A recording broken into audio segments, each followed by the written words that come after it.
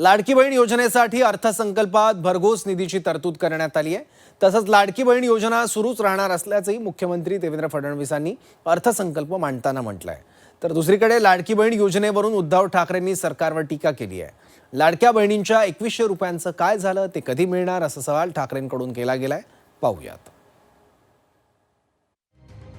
मुख्यमंत्री माझी लाडकी बहीण ही योजना अशीच सुरू राहणार आहे व या योजनेकरता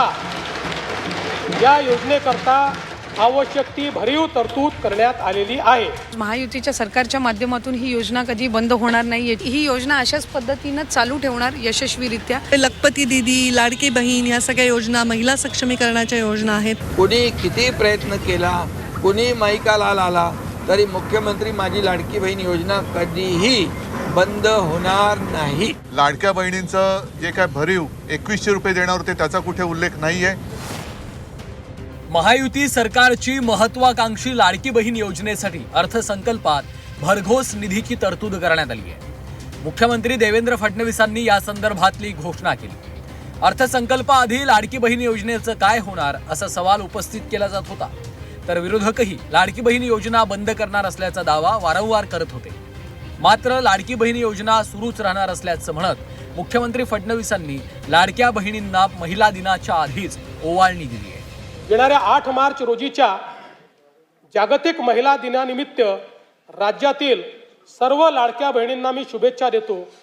मुख्यमंत्री माझी लाडकी बहीण ही योजना अशीच सुरू राहणार आहे व या योजनेकरता आवश्यक ती भरीव तरतूद करण्यात आलेली आहे। शिंदे सरकारच्या शेवटच्या अर्थसंकल्पात मुख्यमंत्री लाडकी बहीण योजनेची घोषणा करण्यात आली होती। राज्यातल्या लाडक्या बहिणींच्या खात्यात महिन्याला 1500 रुपये जमा होऊ लागलेत।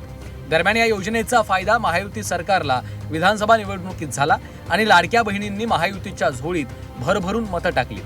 मात्र या योजनेचा सरकारच्या तिजोरीवर भार पडत असल्याचं खुद्द सत्ताधाऱ्यांनी सांगितलं होतं। त्यामुळे ही योजना बंद पडणार का, अशी ही चर्चा सुरू होती।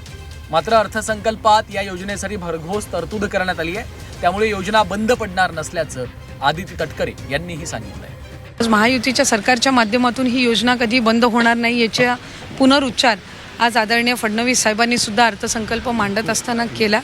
त्यामुळे विरोधकांनी नेहमीच या योजनेची टीकाच केलेली आहे। सुरुवातीपासून कधी लाभ मिळणारच नाही, इथपासून 2100 हा प्रवास विरोधकांचा राहिलेला आहे। पण आम्ही ही योजना अशाच पद्धतीनं चालू ठेवणार यशस्वीरित्या।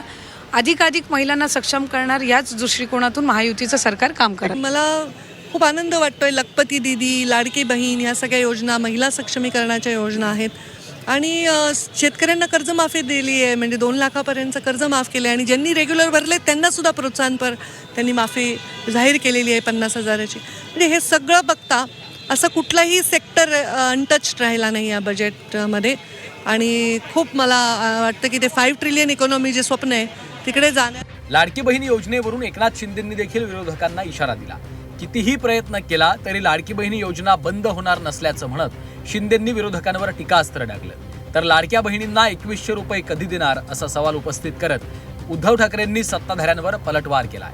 मुख्यमंत्री माझी लाडकी बहीण योजना जी आहे ती सुरू ठेवलेली आहे। त्याच्यामध्ये कुठे खंड पडू देणार नाही, हे देखील अर्थसंकल्पात त्याची तरतूद केलेली आहे।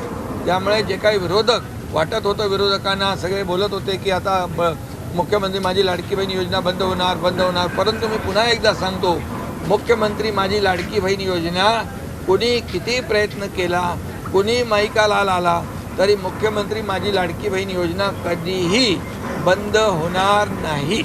एकूण जर का अर्थसंकल्प पाहिला तर 7-12 तर कोरा झालेला नाहीच आहे। लाडक्या बहिणींचं जे काय भरीव 2100 रुपये देणार होते त्याचा कुठे उल्लेख नाहीये। कॉन्ट्रॅक्टरसाठी मात्र ठोस योजना आहेत। महाराष्ट्रात आताच पार पडलेल्या स्थानिक स्वराज्य संस्थांच्या निवडणुकीतही लाडक्या बहिणींनी महायुतीला भरभरून मतदान केलंय। मात्र दुसरीकडे सरकारनं नव्यानं लावलेल्या निकषामुळे लाडक्या बहिणी नाराज आहेत। KYC मध्ये येत असलेल्या अडचणींसंदर्भातही लाडक्या बहिणींनी नाराजी व्यक्त केली आहे। मात्र असं असलं तरी लाडकी बहीण योजनेसाठी सरकारकडनं भरघोस निधीची तरतूद केली आहे। तसंच योजना कधीच बंद होणार नसल्याचं सरकारनं स्पष्ट केलं। त्यामुळे महाराष्ट्रातल्या लाडक्या बहिणींना मोठा दिलासा मिळाला आहे। ब्युरो रिपोर्ट, झी 24 तास.